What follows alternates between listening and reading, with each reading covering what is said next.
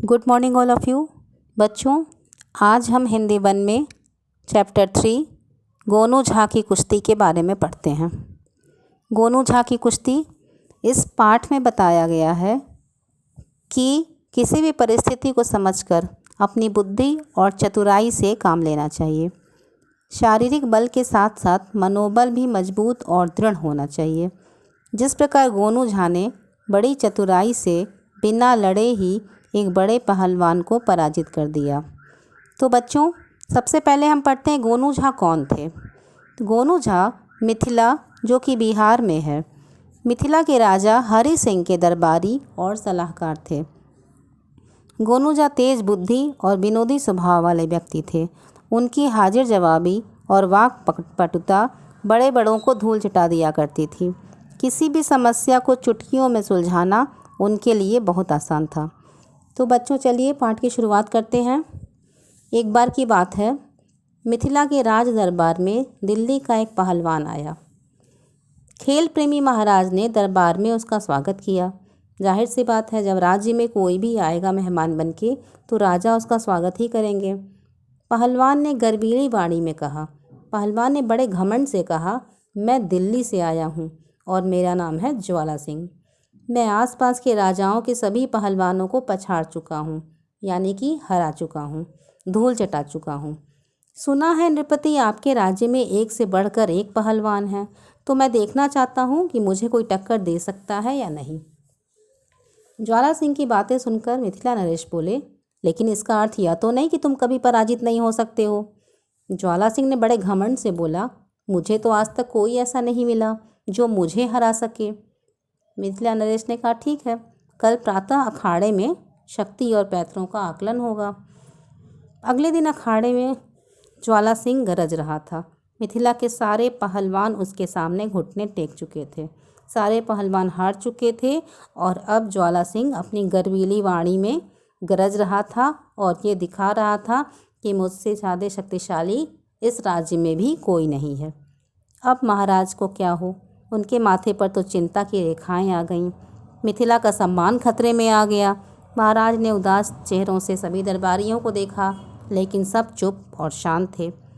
उनकी उदासी देखकर गोनू झा समझ गया कि अब हमें ही कुछ करना है और मिथिला का सम्मान बचाना है।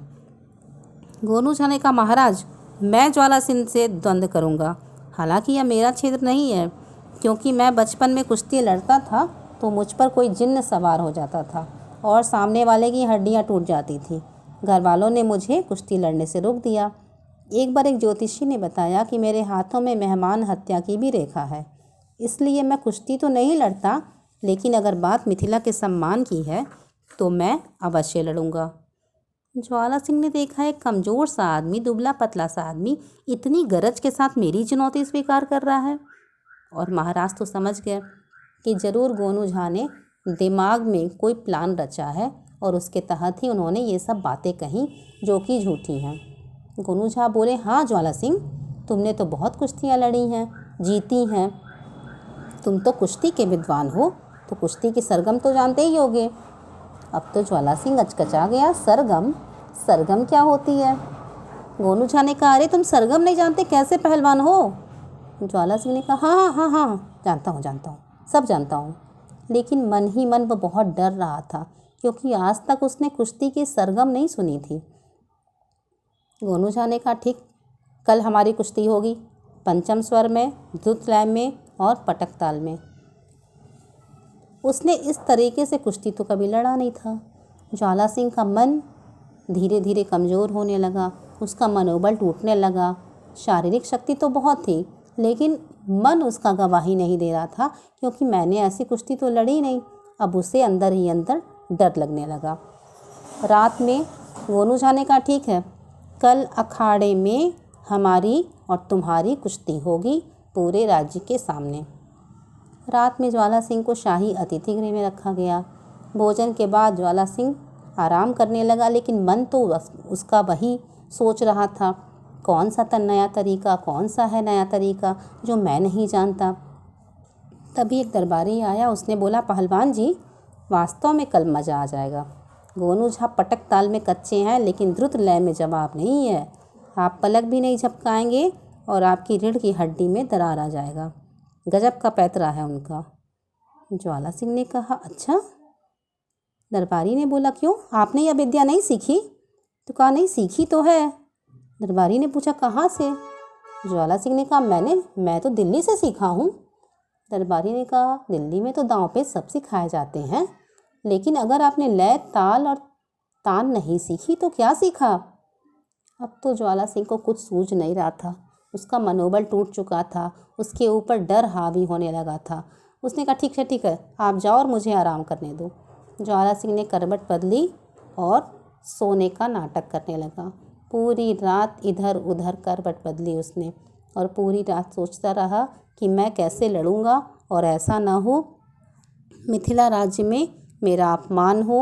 मैंने सारे राज्यों को जीत लिया है, लेकिन यहाँ मेरा अपमान हो, मेरा तिरस्कार हो और मैं हार जाऊँ। सुबह मिथिला नरेश गद्दी पर बैठे, पूरे अखाड़े सज गए। गोनू झा गरज रहे थे, कहाँ है ज्वाला सिंह, कहाँ है ज्वाला सिंह। भीड़ शोर मचा रही थी, लेकिन ज्वाला सिंह का कहीं अता पता नहीं था। सारे मिथिला में खोजा गया, लेकिन ज्वाला सिंह नहीं मिला। जब मिथिला में ज्वाला सिंह नहीं मिला खोजने पर, तो गोनू झा को विजेता घोषित कर दिया। ढेरों पुरस्कार दिए गए। महाराज के चेहरे पर भी मुस्कान थी और ईर्ष्यालु दरबारी गोनू झा की जय जयकार सुनकर जल रहे थे।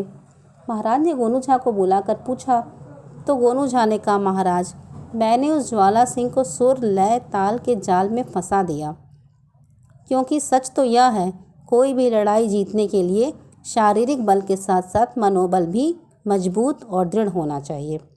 और मैंने ज्वाला सिंह का मनोबल तोड़ करके उसकी हार तय कर दी, क्योंकि कहते हैं ना, मन के हारे हार है और मन के जीते जीत। राजा ने कहा, गोनू झा, तुमने मिथिला का सम्मान बचा लिया। तो बच्चों, किसी भी बात को शारीरिक बल ही काफ़ी नहीं होता है। वास्तविक बल वो होता है जिसके पास बुद्धि होती है, और हमें कभी भी मन से नहीं हारना है।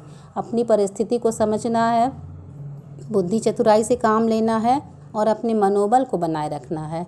कितनी भी कठिन परिस्थितियाँ आएँ, विकट स्थितियाँ आएँ, लेकिन अगर हमारा मनोबल बना रहेगा तो हम उस संकट की घड़ी को दूर कर सकते हैं, उस संकट से हम निकल सकते हैं। तो बच्चों, आपने समझा, इस तरह से गोनू झा ने बिना कुश्ती